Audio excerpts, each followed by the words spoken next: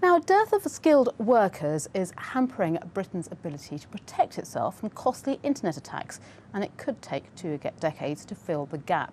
That's according to the National Audit Office, which reckons that the number of IT and cyber security professionals in the UK has not increased in line with the growth of the internet. The cost of cybercrime to Britain is currently thought to be up to £27 billion per year.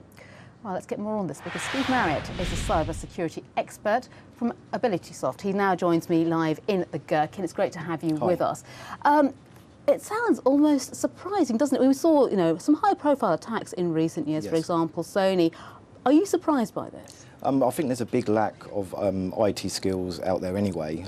Most companies are understaffed within the IT departments, and the security skills is much more specialised. So companies are struggling with general IT, so obviously to have the more advanced skills to cover security, the skills just aren't out there, so that's the problem. And this report talks about 2 decades before we're up to speed. Is it really going to take that long to get there? Or? That does sound a bit worrying to be 20 years, but if you think about people going through like university, getting base skills, then going out into the real world, and then acquiring skills there, that could take 10 years just to have decent skills to work.